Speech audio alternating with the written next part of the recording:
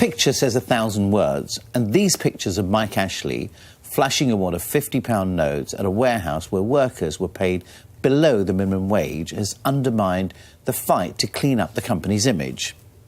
I believe Sir Philip Green when he says he's working on a daily basis to resolve the BHS pension crisis. But all that's been in the press is talk about his £100 million yacht. Celebrity and business isn't always a good mix. We're seeing mistakes being made by CEOs, mistakes that affect the share price and their employees. The rules have changed since I ran my first company. A misguided comment can go viral in hours. We need to train the next generation of business leaders about their responsibilities. What's more, we should make chief executives pass an accredited course to ensure that they are equipped to handle the challenge.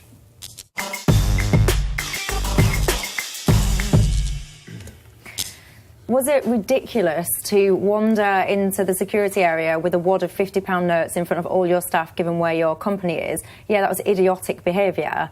Does he care? I don't know, but it was stupid. But should he care? Should he care? Yeah, absolutely. Do I think that the answer is an accreditation that you must take before you become a CEO? No, I don't. And the reason for that is, when I think about what makes a good CEO, first and foremost, it's around experience. I don't think you can kind of give an accreditation or necessarily even train that. But that's a given to be a CEO. Yeah, of course. But then I think that some of the mistakes that sometimes happen, and I'm not pointing to Mike or Philip in this occasion, but some of the mistakes happen is a lack of morality. Sometimes CEOs, they will put their profits ahead of anything and everything. They don't care. They just want to get wealthy.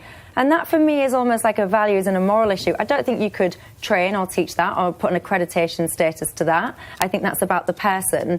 I think if you start making it a bit more formal as well, I think you're going to lose a lot of entrepreneurialism.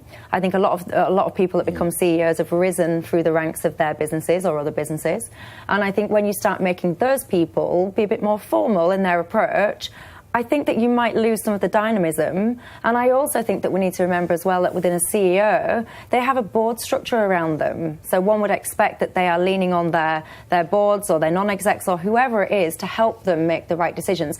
And finally, I would disagree with your point that sometimes celebrity in business doesn't go well. I would say that actually the celebritization, if that's a word, I might have made it up. It's fun to have been. Yeah, but the celebritization of business in recent years has been a very positive thing. Shows like Dragon's Den, The Apprentice, it's switched people on into business and made them excited about it. But is it not, I mean, in terms of the point about TV shows, does that not potentially damage the level of knowledge that you have to have? It's very superficial and it's only a small part of what business is about. So in terms of making something sort of television worthy, you know, there's totally a different agenda that maybe gives the reflection that business is quite straightforward, it's quite easy. You get lots of CEOs in the mould of Alan Sugar saying you're fired, that sort of quite crass way of treating people. That is something different, which I think can be a bit damaging to the CEO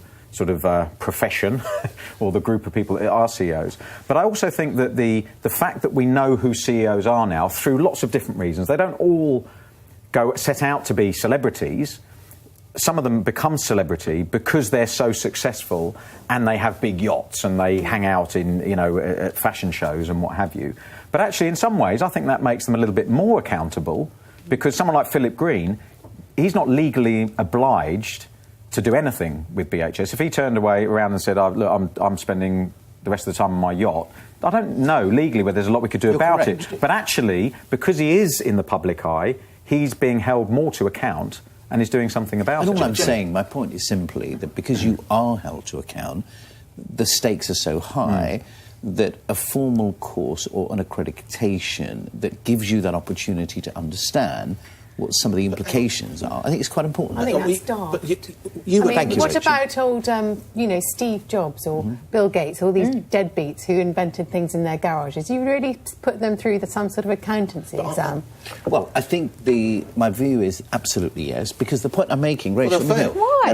No, I don't think they're... I'll tell you why. Really successful without having some tick box exam. The point I'm making is that you can be very successful, but in the world we live in today, where you make, a bit like the Saatchi guy makes a comment, all of a sudden the share price tanks, Philip Green does something wrong, 11,000 people lose their jobs. What I'm saying is the world we live in today, the media, governance, accountability, when you set up a business, Nick, you don't necessarily know what you're really getting into. No, sure. You have an idea, you're really excited, and you start a business. And all of a sudden, before you know, the business becomes really successful. But what are you going to put in these courses? So I think the two areas that I'm really interested in is corporate governance, because I think the responsibility both to the business, to the shareholders, to the employees, to the brand, these are things that even as an entrepreneur, I didn't really know when I started the business. Okay. Secondly... Why did you go on the telly? Because I was invited. But why did you seek to go on? Why didn't you say, I'm too busy running my business as successful? What do I want to be on the bloody telly for? I'll tell you exactly what happened, Nick. So I ran a private equity firm. I just started the business, and my biggest problem was I couldn't find people to invest in because I was a startup. I was new, nobody knew me. And all of a sudden I have an opportunity to go on the TV where they say, and by the way, James, every day we're going to send 50 people to you to invest in. I thought, oh my God, I don't have to look for people. The hardest part of my business is finding talent. And here's somebody offering me an opportunity to bring talent to me, which actually seemed like a great idea.